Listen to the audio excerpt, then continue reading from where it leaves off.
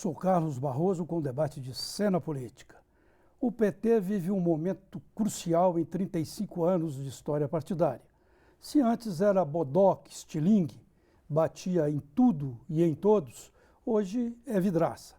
Cresce a escalada de ataques contra o PT, tanto em nível federal quanto estadual. O partido vive uma quadra difícil, mas atua para se reestruturar para as eleições municipais do próximo ano. Cena Política convidou o deputado Rogério Correia, conhecido pelo comprometimento com o PT.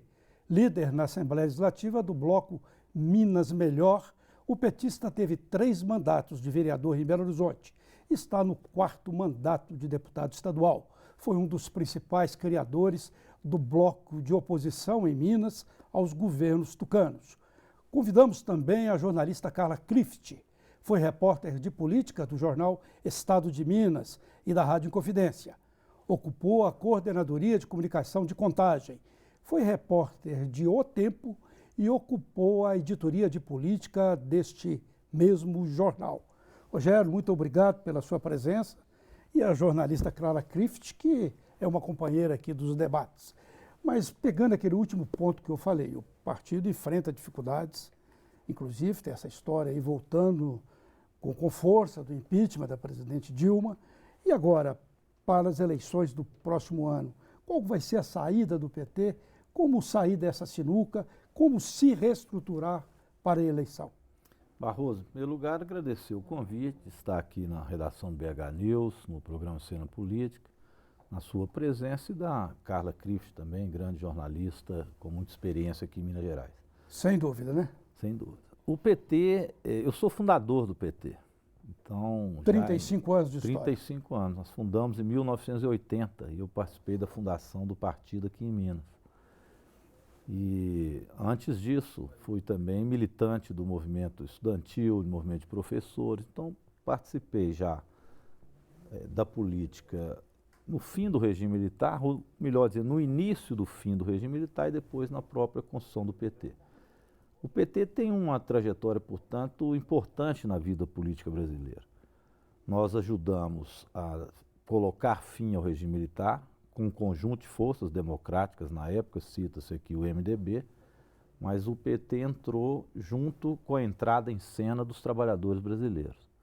Então foi um momento importante. E atravessamos por período de resistência à implantação do chamado projeto neoliberal e finalmente chegamos ao governo. E no governo o PT mudou para melhor o Brasil, na minha opinião. Nós tiramos da miséria 50 milhões de pessoas e estamos comemorando agora que o Brasil saiu do mapa da fome e, melhorando o índice de desenvolvimento humano, nós conseguimos agora a meta estipulada para daqui a 10 anos, nós antecipamos com a meta do milênio, tirando o Brasil da fome. Essas colocações suas são observadas em toda a imprensa do mundo, inclusive, esses avanços. O Bolsa Família. Mas hoje o partido tem enfrentado muitas dificuldades, muitas críticas. Isso. Então, enfim, nós modificamos o Brasil dividindo renda. Com toda a crise internacional que aconteceu no período em que o PT governou, em especial de 2008 para cá, uma crise aguda do capitalismo em nível mundial. Mas com uma política de dividir renda e de fortalecer o mercado interno, nós adiamos ao máximo essa crise. Essa crise chega agora no Brasil, não só aqui, mas nos países em desenvolvimento de maneira geral, Rússia, China, Índia, África do Sul, que são os países em desenvolvimento, passam agora por um período que a Europa e os Estados Unidos passaram e passam ainda por mais tempo. Mas é uma crise que eu considero momentânea. Nós temos muito ainda que crescer o mercado interno e há saídas para isso. Essa saída é que o PT tem que buscar agora.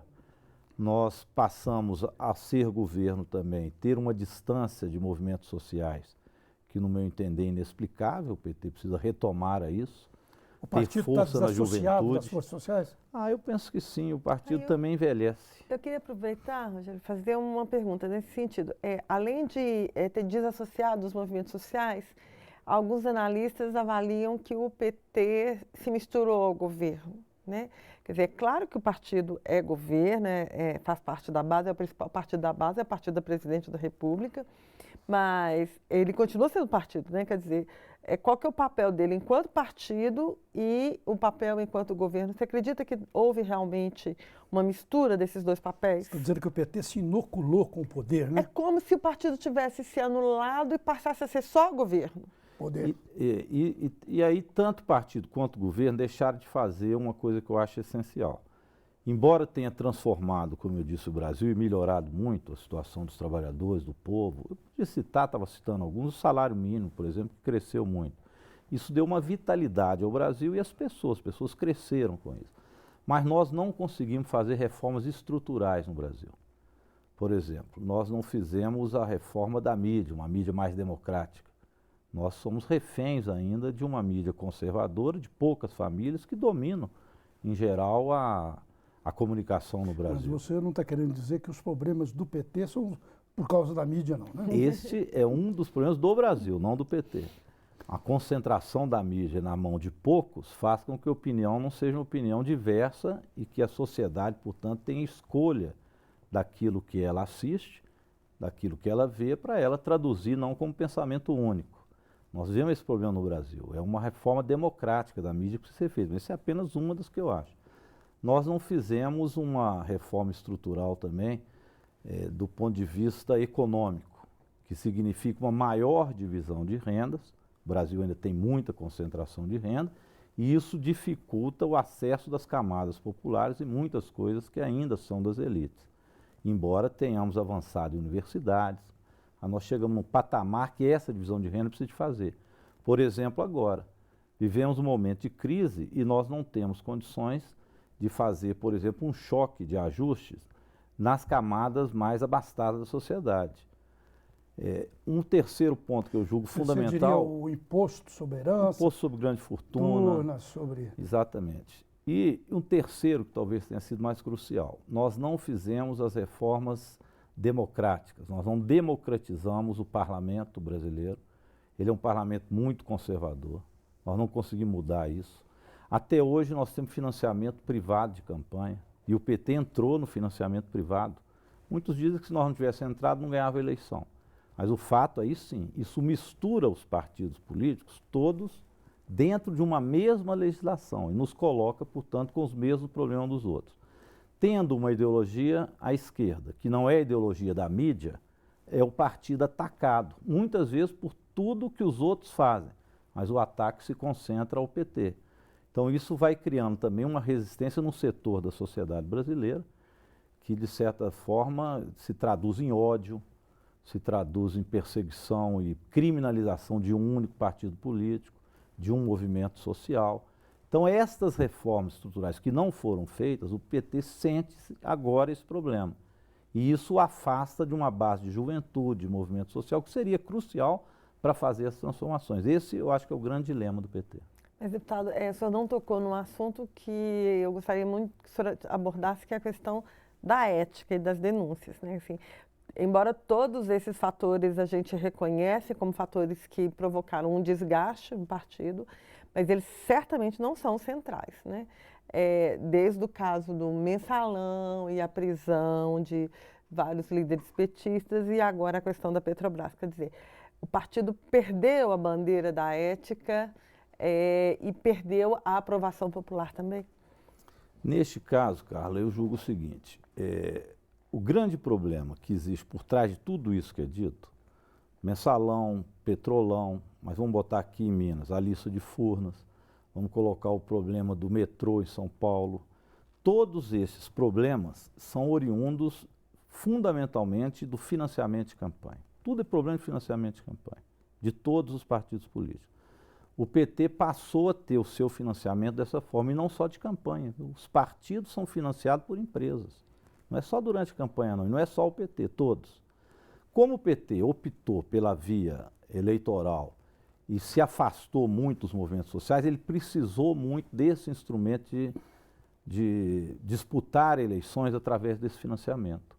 Isso o colocou refém de uma estrutura na sociedade partidária e do parlamento, transformando as nossas alianças e os aliados independentes também desse tipo de financiamento. É aí que vem esses problemas todos. repito, como você tem adversários poderosos do ponto de vista financeiro, a ideologia de esquerda era atacada em detrimento de outros. Ora, é um absurdo que, no caso do Mensalão, por exemplo, tenha 2 pesos, 2 medidas claras. Uma do Azeredo, por exemplo, onde se iniciou aqui, todo mineiro sabe disso, e a do PT. As duas são erradas, mas as duas advêm do financiamento de campanha privada. Agora, na hora... além os parlamentares acabam se tornando despachantes de empresas e os partidos também. E as alianças são inevitáveis nesse procedimento. Você não consegue governar sem alianças, no caso do PT, que vão não apenas para o centro, mas às vezes alianças à direita. E no caso agora, o PT ficou refém de um Congresso conservador, cujo principal partido aliado, que é o PMDB, é rachado e hoje tem uma hegemonia à direita no Congresso Nacional, que é o caso do Cunha. E o PT é refém desse tipo de aliança. Como ele não tem uma base social mais enraigada para não depender tanto do parlamento, aí o partido entra numa crise e o próprio governo. Não há sustentação popular e também não há sustentação no Congresso Nacional, a não ser que o partido flexibilize para a direita o seu programa. E o governo flexibilize para a direita o seu programa. Então nós estamos vendo uma contradição entre governo e Congresso Nacional, onde o governo tem uma plataforma mais à esquerda, a Dilma foi eleita com isso, mas um Congresso conservador. Então, pautas conservadoras têm sido colocadas para desgastar o governo. Eu cito, por exemplo, maioridade penal. Acho isso uma estupidez, achar que você vai resolver problema de violência criando mais presídio para pessoas mais novas. Isso tira da pauta a centralidade que estava antes, que é, por exemplo, da escola de tempo integral, onde os trabalhadores e o povo devia ir às ruas exigir mais recursos para a educação e para a escola integral e não mais recursos para construir prisões. Então essa pauta conservadora desgasta também o governo da presidenta Dilma, já que existe a crise do ponto de vista político e do ponto de vista econômico. Deputado, vamos ver, temos de fazer um intervalo, estão me avisando ali, para onde, na sua opinião, vai pender o PT. Porque parece que está um pêndulo aí. Existe uma contradição grande e o PT até agora não viu uma saída para isso. Nós estamos discutindo uma saída não apenas do PT. Eu acho que o partido não consegue sair desse emaranhado sozinho. Vamos ver para onde o PT vai sair. Daqui a pouco, Cena Política dá um rápido intervalo e volta já.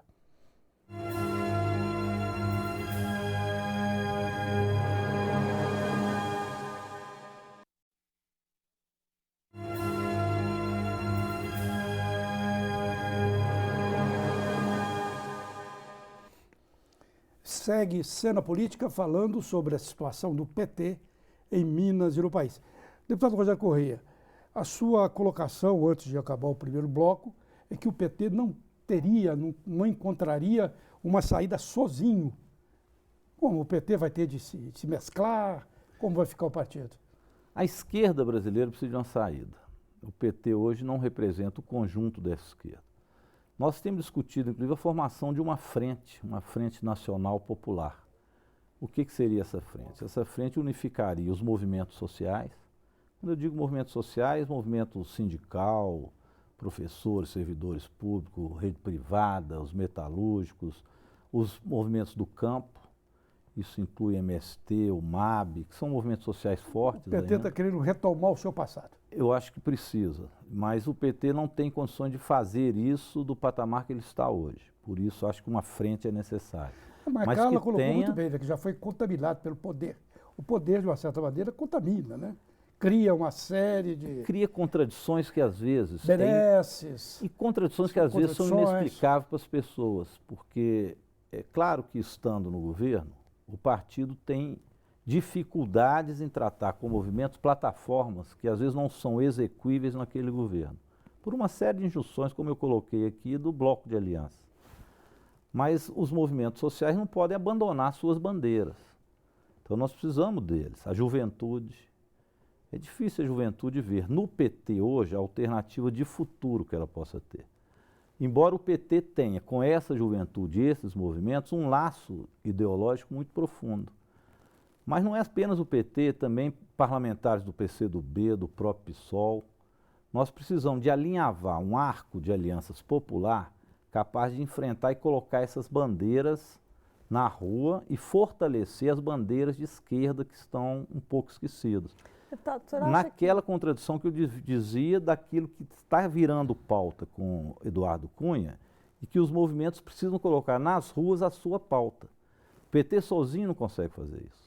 Por isso eu acho a importância dessa Agora, frente. já conseguiu, né, deputado? A minha pergunta é o seguinte, o Lula fez essa interface entre os movimentos e governo melhor do que Dilma tem feito? Quer dizer, qual que é a parcela de responsabilidade da presidente Dilma nesse desgaste que hoje sofre o governo, tanto o PT? Porque o Lula, quando presidente, ele tinha um discurso muito claro quando ele falava enquanto presidente, e ele também conseguiu um diálogo interessante com os movimentos, né? Isso se perdeu? Dilma não conseguiu fazer isso? Que responsabilidade ela tem nessa história? Por características pessoais, mas também pela conjuntura econômica internacional. A Dilma fez uma opção agora por emplacar o Levi no Ministério da Fazenda com um tipo de programa que não é o programa dos movimentos sociais, pelo contrário, é um choque, é um ajuste, não é um programa de esquerda. O movimento não pode abster de fazer a crítica a esse choque. Esse choque fere direitos dos trabalhadores, esse choque não foi o choque, como eu disse, de ajuste visando os mais ricos. Então é preciso que esse movimento vá às ruas e cobre do próprio governo, embora reconheça neste governo, o governo eleito por essas camadas populares, mas eles precisam também de colocar o seu programa e exigir mudanças de rumo econômico, principalmente no governo. Esse é um ponto de partida para essa frente se posicionar. Essa cobrança deve ser feita ao governo. Segundo, o próprio Partido dos Trabalhadores precisa acenar com as suas plataformas, mesmo que elas não sejam construídas no Congresso agora. O PT precisa estar junto com esses movimentos e não se afastar deles. É uma contradição, mas essa contradição precisa ir para as ruas. Caso contrário, vai se prevalecendo a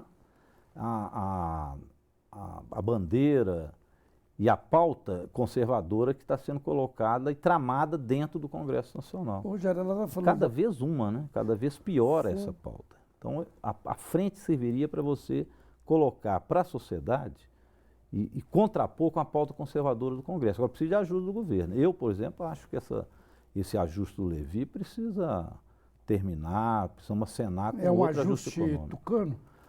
Ele tem as características, não é violento igual seria, né? Porque também o povo sabe disso. Se fosse o Aécio Neves, o ajuste seria muito maior. Por exemplo, o 4330, que é aquele da terceirização dos trabalhadores, que o PSDB votou em peso, junto com a parcela grande do PMDB e aprovou no Congresso Nacional, o PT votou contra. O ajuste do PSDB passaria pela terceirização geral, passaria pela venda da Petrobras, ou pelo menos a quebra do monopólio da partilha. O ajuste tucano seria um ajuste violento, estilo Inglaterra, Alemanha, um modelo neoliberal puro europeu. Margaret Dilma, por aí. A Dilma faz uma mediação, mas mesmo esta mediação afasta da base social. Mas ela estava falando da presidente Dilma. Há setores aí da oposição e mesmo da análise política que acredita que vai ser difícil para ela cumprir os 4 anos de mandato. No seu entender, isso é possível que ela até saia antes? Não acredito. Não acredito em golpe, porque não acredito que consigam, não que não tentem. Aliás, o senador Aécio Neves está fazendo um papel feio na sociedade brasileira, né? Devia se mirar mais no avô dele, que foi contra golpes a vida inteira, em vários momentos da vida política. O Aécio tem sido o golpista de plantão, está mais para Carlos Lacerda do que Tancredo Neves. Um horror cada dia. Ele foi até na Venezuela, até lá ele como quer dar golpe. É contra o Pimentel aqui, falam de derrubar isso e aquilo. Eu não acredito, sinceramente não acredito, sabe por quê? Há um espírito democrata no Brasil muito grande. Uma tentativa disso, seja via Congresso, seja via Poder Judiciário, levará às ruas centenas de milhares de pessoas. Nós entraríamos numa crise política sem proporções. Eu realmente não acredito. O PT está preparando esse possível contra-ataque? Isso seria, eu acho, algo lógico dentro da defesa da democracia. Isso unificaria as forças políticas de esquerda todas e de centro contra isso. Tanto que os próprios setores do PMDB já mandaram dizer que não vão embarcar nesta. Então eu acho que isso fica mais hoje num discurso para tentar desgastar o governo da presidenta Dilma do que, de fato, para se viabilizar. É minha impressão. Mas eu sempre digo aos movimentos sociais e à população para a gente estar de olho. Não se brinca com a falta de democracia. Então, essa é uma bandeira que nos é muito cara. A gente ainda lembra do que foi o regime militar, então não se brinca com isso. A pauta é a sangria, ela governar não governando? A oposição pode usar dos instrumentos que quiser. Eu acho que, no final das contas, desgasta. Essa política do PSDB de lutar para dar tudo errado, ela vai acabar colocando o partido como um partido golpista e contra o Brasil. Aliás, o senador Aécio Neves errou outro dia o discurso, né? Falou, sou presidente? Ele falou que era presidente e falou também que o partido PSDB era o principal partido de oposição ao Brasil. Então ele já está se confundindo. E as Ele falou que era pessoas presidente da República ao invés de presidente do PSDB. do PSDB, e depois disse que o PSDB era o principal partido de oposição ao Brasil. A população já está vendo isso. Foi um ato falho dele, mas o PSDB já parece uma oposição ao Brasil. Torce para dar errado, não tem um caminho. Porque o problema do PSDB é que ele disse, e aí? Essa solução que a Dilma está colocando não é a melhor. Qual a solução do PSDB? Quer dizer, fazer o que a Dilma está fazendo 200 vezes mais forte. Ou seja, seria um choque muito maior. Ou então ficar num falso discurso de que o PSDB é o grande partido da moralidade, mas vota a favor de financiamento de campanha privada. Ninguém acredita que o PSDB é mais honesto que o PT. Se tem pessoas dentro do PT desonestas, e está se provando que tem e estão sendo punidos, todo mundo sabe que nos outros partidos os problemas são os mesmos. Agora, deputado, se por um lado o PSDB, na opinião do senhor, né, tem adotado um caminho equivocado, segundo o senador Aécio Neves, é um caminho pedagógico, né? Ele usou esse termo, né? Um caminho pedagógico. Mas, enfim, se o PSDB adota um caminho que, na opinião do senhor, não é o mais correto, eu queria que o senhor fizesse uma análise do PMDB, né? Quem tem PMDB de aliado precisa de ter oposição? Olha, e o PMDB, na verdade, nós tivemos o apoio do PMDB à Dilma, com 60% do PMDB aprovando a aliança com a Dilma no encontro e na convenção do PMDB. E olha que o governo Lula ia bem e mesmo assim 60% apenas, eu digo apenas, apoiaram o segundo mandato da presidenta Dilma. 40% já tinham ficado contra, dentre os quais o setor do Eduardo Cunha. Sim. O Eduardo Durante, Cunha tem uma bancada hoje, né? durante as eleições, o PMDB elegeu majoritariamente no Congresso deputados do bloco mais conservador, que passaram a dominar o PMDB no Congresso Nacional. Então, hoje o PMDB é uma bancada à direita do que era, com um comando muito maior do Eduardo Cunha do que do Michel Temer. Diferente de Minas Gerais, que eu até vou dizer um pouco depois, que nós fizemos com o PMDB o Bloco Minas Sem Censura, que fez oposição ao projeto neoliberal em Minas, e que agora, no governo Pimentel, governa com a gente com posições muito próximas, inclusive, do governo e do PT. Em nível nacional ocorre o contrário. Isso dá uma instabilidade muito grande nas relações entre os partidos e aprofunda a crise política.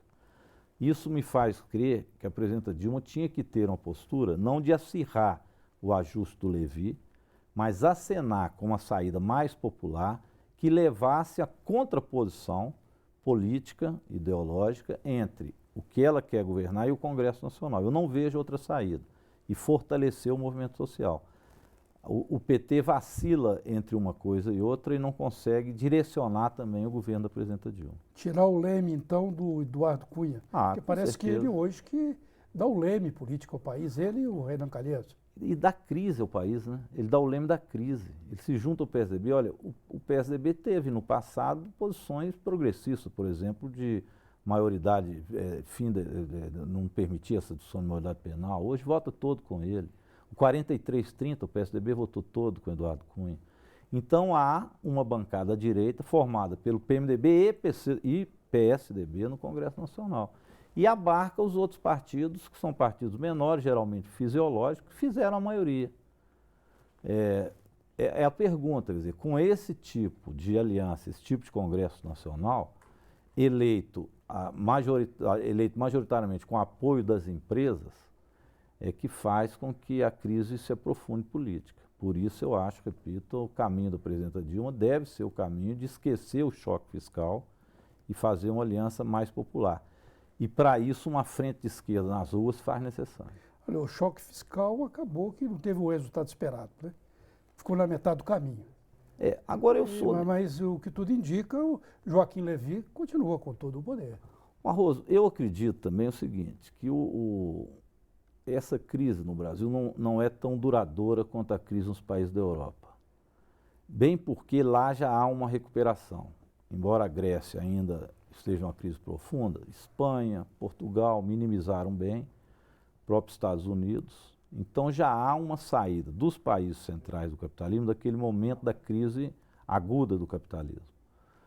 Isso vai levar a uma recuperação também em tempo menor dos países em desenvolvimento. Isso pode ter uma retomada de crescimento e eu acho que a partir desta retomada é possível que o governo da Dilma retome também uma aliança maior com os setores populares. Faço votos que você esteja certo, porque muitas vezes eu já vi na minha experiência jornalística e de vida que o primeiro mundo joga a crise, se recupera da crise e joga a conta para os emergentes, o chamado terceiro mundo. Cena Política faz um breve intervalo e volta daqui a pouco.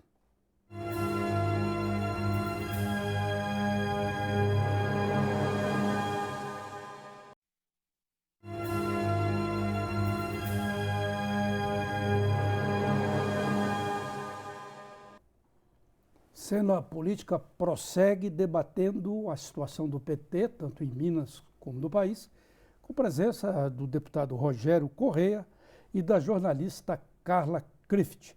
Deputado, a gente falou muito aí sobre o Plano Nacional, governo Dilma, voltando agora para o governo Fernando Pimentel, que ficou 6 meses numa semi-paralisia, com uma auditoria completa das contas do Estado, para depois acusar um déficit do governo anterior, um buraco de mais de 7 bilhões de reais. E, paralelo a isso, surgiram denúncias contra o governador, essa relação dele com o Benedito Rodrigues de Oliveira Neto, o Bené, envolve também a primeira-dama, Carolina. Como é que é a sua análise do governo aqui em Minas, do caminhar desse governo?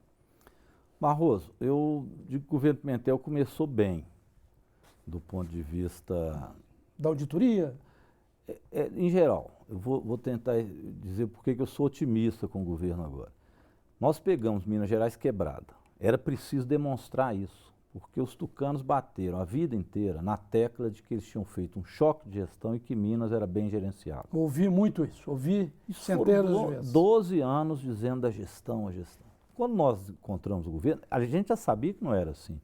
Eu e Sávio Souza Cruz dizia quase todo dia lá no Bloco Minas Sem Censura, da tribuna da Assembleia, que a Aécio tinha quebrado Minas. As pessoas achavam que era exagero da oposição. Quando nós ganhamos o governo, Minas estava quebrado. A dívida de 100 bilhões e a dívida do orçamento desse ano de 7 bilhões e 200. Então nós não deixamos aprovar o orçamento do ano passado e julgamos a discussão do orçamento para esse ano, com a nova Assembleia Legislativa. E por unanimidade, incluindo os deputados da oposição, PSDB, DEM, etc., aprovamos um orçamento que diz claramente que havia um déficit de 7 bilhões, 7 bilhões e 200 milhões. É neste patamar que nós iríamos começar o governo. Foi fundamental dizer isso, porque senão a culpa disso recairia no governo Pimentel, como se o problema das finanças públicas ou da crise econômica fosse um problema que aconteceu de repente no governo Pimentel. Não, isso veio do governo passado e, portanto, é parte da herança, ou da herança maldita que recebemos. Então foi fundamental fazer esse diagnóstico, para a partir daí iniciar o governo. Mas isso não significa que o governo ficou parado. Eu falei muito da aliança com os movimentos sociais. Era preciso, aqui em Minas, refazer essa aliança, que foi quem, inclusive, elegeu o governador Fernando Pimentel. Nós fizemos um bom acordo com os professores, o que significa um acordo com o Sindiúte, que é o principal sindicato que dirige a Central Única dos Trabalhadores. Depois, fizemos as pazes com o movimento de saúde, com um bom acordo também, e da área de segurança pública, e acertamos com os servidores públicos um novo patamar para o serviço público. Isso foi fundamental, foram 6 meses de duras negociações, mas que foram feitas. Ao mesmo tempo, nós criamos uma Secretaria de Desenvolvimento Agrário para acenar para os trabalhadores e pequenos produtores do campo, que nós vamos iniciar um novo processo de desenvolvimento do setor agrícola a partir da agricultura familiar, que gera emprego e produz alimento. Então, nós construímos a base social do governo Pimentel. Fizemos isso nesses 6 meses. E demarcando com o que foi o passado do choque de gestão neoliberal do governo Aécio Neves. Eu falei dessas denúncias que surgiram, que tem pipocado aí na imprensa, pelo menos até a semana passada.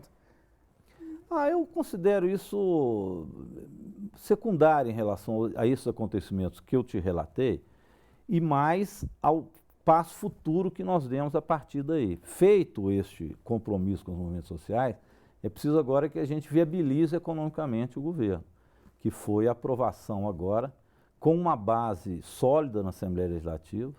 Então, veja bem, nós conseguimos também uma base sólida, calcada principalmente no PT, PMDB, PCdoB, PRB, que eram os partidos do Minas Sem Censura e mais o Bloco Independente.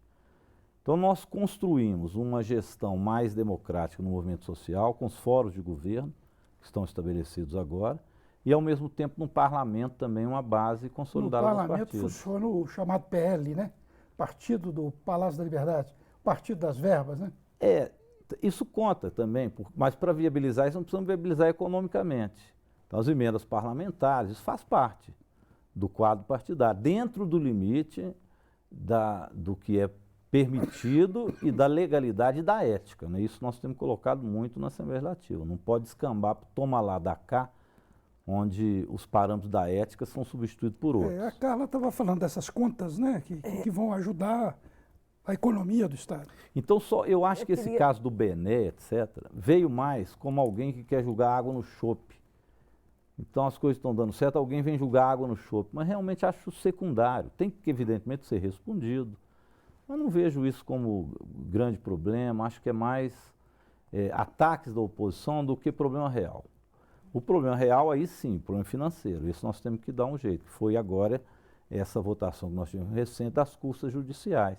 Com isso nós vamos viabilizar economicamente esses acordos que eu coloquei para você. Então, por isso é que eu acho que o governo começou bem, ele está no trilho, ele tem um eixo. Deputado, pela primeira vez, a bancada do PT não é oposição na Assembleia Legislativa, né? Pela primeira vez, já foi com o Itamar Franco. Sim, por um breve período no governo Itamar. Aliás, só foi líder do governo Itamar, vice-líder do governo Itamar Franco. Mas, efetivamente, né, é a primeira vez que o PT muda de posição. E também, pela primeira vez, o PSDB é a oposição efetiva, né? Eu queria que o senhor fizesse essa avaliação política dessa troca de posições, né, do ponto de vista do Legislativo Mineiro. E eu gostaria que o senhor fizesse uma análise também do papel do PMDB, porque o PMDB nunca deixou de ser governo em Minas Gerais, mas também nunca tirou um pezinho da oposição durante a gestão do PSDB, né? Então, assim, havia um grupo que se dizia independente. Acho que a gente pode até arriscar dizer que o partido rachou em um dado momento, porque parte dele fazia, por exemplo, do grupo Minas Sem Censura, e parte dele fazia parte do governo Aécio Neves, do governo Anastasia. O PMDB ficou com um pé no governo tucano, né? Isso. Falava todo dia. Chegou a ocupar secretaria do governo do PSDB. Sim, nas primeiras gestões do PSDB, sim. No governo Aécio Neves, sim. Né? Então, assim, depois, com a Anastasia, que houve um distanciamento do partido do governo Anastasia, houve um distanciamento maior. Mas, então, eu queria que o senhor fizesse essa análise dessas trocas de papéis.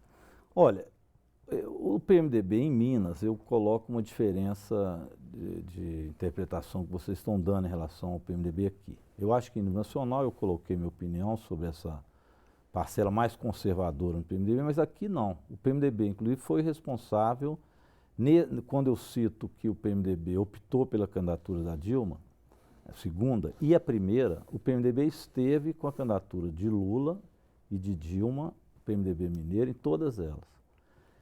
Teve uma postura enquanto partido de oposição. Tinha parlamentares que não eram tanto oposição, e etc., é verdade, mas enquanto partido, ele ficou em oposição ao governo, tanto Aécio quanto o governo Anastasia. E formou com a gente, durante um período muito grande, o Minas Sem Censura. Foi, inclusive, de autoria minha e do Sávio Souza Cruz, principalmente, a formação do bloco Minas Sem Censura. Então, majoritariamente, o PMDB tem com o PT uma aliança em Minas mais sólida do que a Aliança Nacional. Isso ajudou muito e ajuda agora. Então, a formação do nosso bloco, ele tem a consistência nesses dois partidos. São 10 deputados do PMDB e 11 do PT, que dá uma consistência grande para o governo.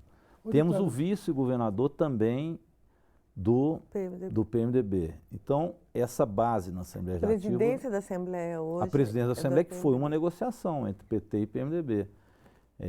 Que também foi importante para consolidar essa aliança. Deputado, você falava das contas judiciais, da melhoria das finanças do Estado, mas não ficou muito bem explicado como e para onde vai esse dinheiro, como vai melhorar e para onde vai esse dinheiro. Olha, até bom explicar, foi bom você falar, Barroso. Essas contas judiciais é aquilo que a pessoa vai na justiça, ela tem que depositar na expectativa de receber depois ou não, se ela ganha ou perde a causa. Isso tem aumentado constantemente, mês a mês aumenta. É um bolo hoje... Um bolo hoje de 8 bilhões. 8 bilhões. 8 bilhões. E o governo pode colocar a mão agora em 75%. Agora nós fizemos um projeto de lei permitindo ao governo que possa ter acesso a 75% desse recurso. Muito dinheiro, hein? E ano que vem, 70%. Então tem que complementar lá. A partir daí tem que ter 70% lá. Significa esse ano em torno de 6 bilhões. Lembra que eu te falei que nós pegamos um orçamento com a dívida de 7 bilhões e 200. Isso aí é a salvação da lavoura? Ah, eu diria que sim. Esse recurso é fundamental. E veja bem, para quem tem esses casos na justiça, pode ficar tranquilo. Nunca nós vamos extrapolar esses 30%.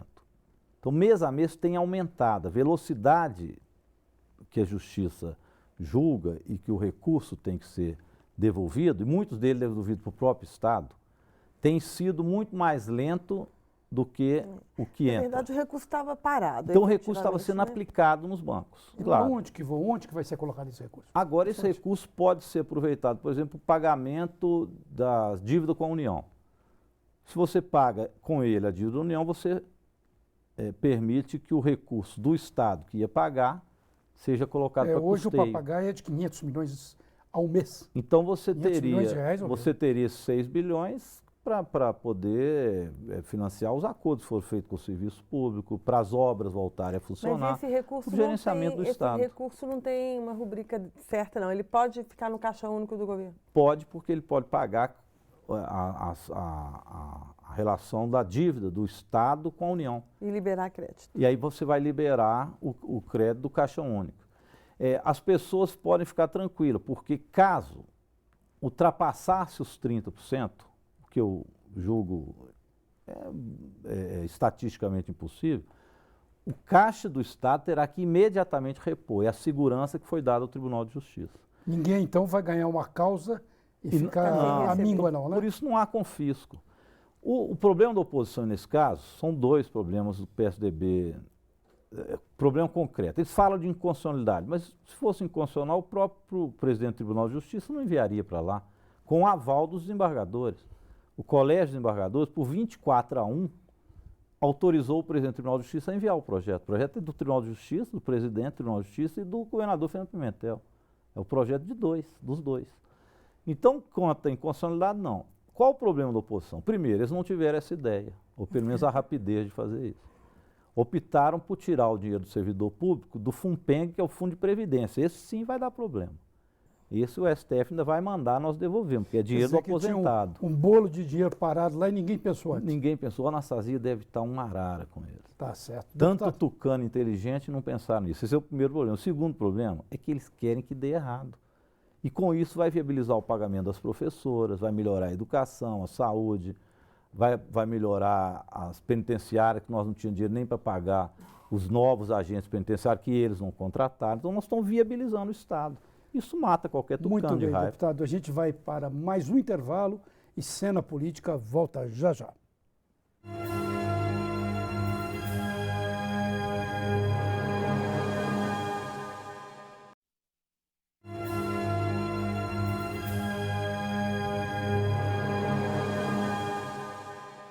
Segue Cena Política debatendo a situação do PT em Minas e no país.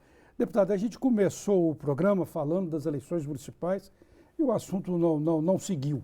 Agora vamos recuperar esse assunto como o PT vai se rever, vai se reaquecer para essa eleição municipal, porque a situação está feia para o partido aí junto ao eleitor, hein? Sempre dizem que eleição municipal e nacional são diferentes, tem uma diferença mesmo, especialmente nas cidades menores, cidades médias. Eu acho que na capital ainda tem muita influência da questão nacional, mas nas cidades menores vale muito também o poder do governo do estado, das próprias prefeituras. Então eu acho que há uma tendência, por incrível que pareça, de crescimento do PT ainda em Minas. No interior. No interior. Nós temos o quê? Aproximadamente 150 prefeituras, já é muito. Eu acho que a meta do PT é pelo menos manter o que tem. Pode ser que a gente consiga expandir. Na região metropolitana de Belo Horizonte, eu te digo com sinceridade que o PT vai ter problemas. Já tivemos durante a eleição presidencial, onde aqui na região metropolitana né? Nós perdemos as eleições, embora o Pimentel tenha ganho do Pimenta. Por isso que eu digo que as eleições não são tão vinculadas dessa forma na cabeça do eleitor. O Pimentel ganhou do Pimenta na região metropolitana, mas o Aécio ganhou da Dilma. Então há aí não há um vínculo tão nítido.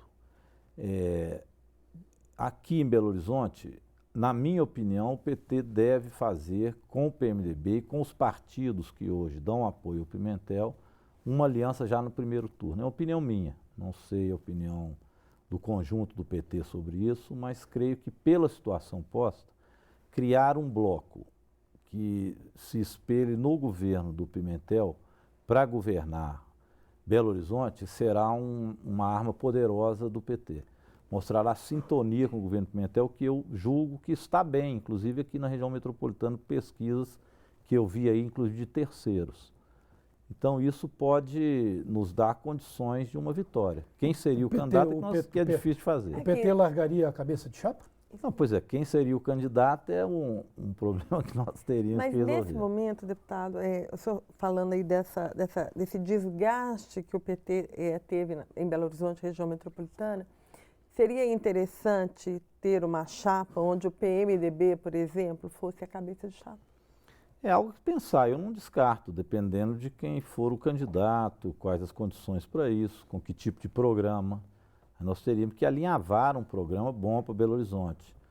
Não pode ser meramente uma aliança em cima de um nome com ausência de projeto. Então nós precisaríamos de aprofundar o debate de programático para Belo Horizonte. Mas veja, Belo Horizonte votou, o Pimentel ganhou as eleições, por pouco, mas ganhou com toda a polarização nacional da disputa. Então, o Pimentel é um nome forte aqui. E o governo do Pimentel vai ser um governo forte aqui. Tem algumas obras que serão retomadas, porque há compromisso, inclusive, do governo federal com elas. É o caso do metrô, do anel rodoviário, que estão em conversações e que eu acho que serão viabilizadas durante o governo Pimentel. Para essa eleição? Eu não sei se o conjunto dela, mas nós daremos passos importantes para mostrar a viabilidade dela ser implementada Só um minutinho, no programa na última eleição, no programa eleitoral. Na última para Belo eleição Horizonte. municipal foram abertos buracos em volta ali da Savassi, você lembra? Sim. Que vai ter um Na metrô, Praça 7. Praça 7, vão ser os mesmos buracos, abre-se um buraco. Aqueles são buracos do Lacerda. Quem tem que responder por aqueles buracos é o Márcio Lacerda. Sim, mas a Ele máxima furou é o a mesma. buraco lá com a Aécio Neves, e aliás, o vice na época, que é o Délio Malheiras, que não era vice ainda, chegou a denunciar que tinha ido em Brasília, no gabinete, ele não falou de quem, mas eu falo do senador Aécio Neves, e que lá disseram para eles, fura os buracos lá, ele denunciou isso, fura os buracos, depois que passar a eleição, passou mesmo. Ele denunciou isso, depois veio a ser vice. Foi cobrado, ficou sem graça, mas ele próprio denunciou os buracos do Lacerda como uma farsa. Eu te pergunto, volta também a história dos buracos? Não, eu acho que há que se consolidar agora verbas reais para o metrô, que naquela época não existiam. Aliás, o Lacerda apostou que iria fazer o metrô através de parceria público-privado, que ia arrumar dinheiro com a empresa privada para fazer o metrô, que era o programa AICista, o programa neoliberal. Eu acho que o metrô não se viabiliza dessa forma. O metrô só se viabiliza com o bolo de dinheiro público do governo federal. Esse é o acordo que o Pimentel tem que fazer. Carla, eu te interrompi, te Então, dou a sim, palavra eu totalmente. queria pegar uma carona nessa fala, deputado, para que ele analisasse um pouco o PSB, né? O PSB e as eleições municipais, especialmente o prefeito Lacerda. Ele já disse que não abre mão de conduzir todo o processo eleitoral, né? Entanto, ele realmente está numa posição política de isolamento, né? Na verdade, ele se aproximou muito do PSDB, mas perderam a eleição em Minas Gerais, perderam a eleição em âmbito nacional, isso faz ele perder apoio, né? Mas ele é o prefeito, né? Assim, e uma eleição municipal é uma eleição muito localizada no prefeito, no processo de condução dele. Tem a máquina da prefeitura na mão, né? Até independente, eu acho assim, a gente também não pode partir do pressuposto que a máquina será utilizada, né? Embora ela quase sempre seja, mas assim, independente disso, o poder de influência do prefeito é muito grande, porque a eleição é uma eleição decidida diretamente, né? Assim, o eleitor está muito mais perto do prefeito, muito mais perto dos vereadores. Eu acho que ela é um pouco mais ou um pouco menos politizada, e ela é muito localizada nos problemas, da minha rua, né? Tem influência municipal real, né? Exatamente. É verdade. Mesmo numa capital. Mesmo numa capital. Mas é por isso que eu digo que é indefinido. Esse quadro, o PT nacionalmente está com problemas, o governo da Dilma significa... Não, não significa absolutamente. Isso tem o seu espaço e tem o eleitor que se mira nisso. Mas não é um valor absoluto. Conta também isso que a Carla colocou, que eu concordo, os aspectos municipais, como é que a população vê isso, e conta também o desejo do munícipe em ter também possibilidade de obras de infraestrutura, que não foram feitos agora, com expectativa de um outro governo do Estado, isso também é um patamar que conta. E tem também o próprio PT, que governou Belo Horizonte com avaliações positivas, né? Tanto do Patrus Ananias quanto do governador Fernando Pimentel e Célio de Castro. Você falou que o partido enfrenta essa situação difícil, né? Nacionalmente. Aqui também, na eleição. Você falou da eleição, vai ser uma eleição difícil para o PT. Sim, porque eu acho que não deixa de ter reflexos nacionais, embora não sejam absolutos. Por isso eu acho que a eleição aqui é indefinida. Eu acho que Belo Horizonte Você que é uma um eleição político, dura. a sua votação é mais aqui na região de Belo Horizonte, salvo engano, né? Eu hoje já tenho metade aqui, aliás... Mas você é um político originário daqui. Originário Quais daqui. Eu fui vereador 10 anos. Quais são os nomes possíveis do PT? O senhor é pré-candidato? Não estou colocando meu nome como pré-candidato. Acho que eu ia te perguntar quais são os nomes possíveis. O problema no PT tá é que os candidatos do PT, mais vinculados assim ao movimento social, e esse perfil meu, para se viabilizar para candidaturas majoritárias não é fácil. E eu não pretendo modificar. Então não coloco o meu nome como um nome para disputar dentro do PT. A disputa dentro do PT hoje eu acho que está em patamares que eu não faço a disputa dentro do PT. Patamares de quais nomes? Fala os nomes. Eu não sei hoje no PT quem seria. Eu acho que um nome do partido que se dispuser a ser candidato teria um apoio grande, de novo, o nome do Patrus Ananias. Os outros nomes são nomes todos a serem construídos. O Patrus é o único que tem um nome diferenciado do restante dos nomes do PT, embora tenham bons nomes.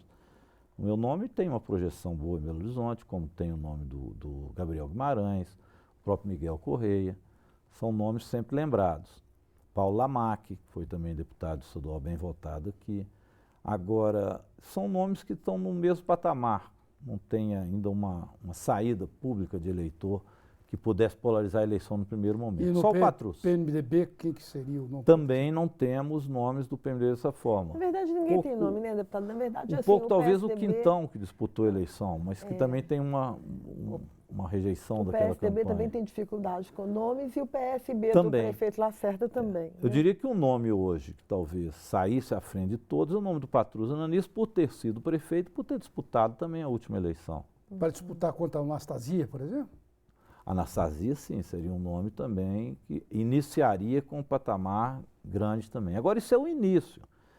Essa questão do nome, ele é um nome porque ele tem a projeção que governou, que foi candidato. Depois que a eleição começa também, as coisas se misturam bastante, né?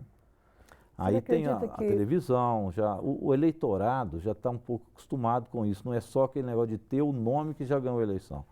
Ele começa a vislumbrar depois o melhor programa e as outras análises.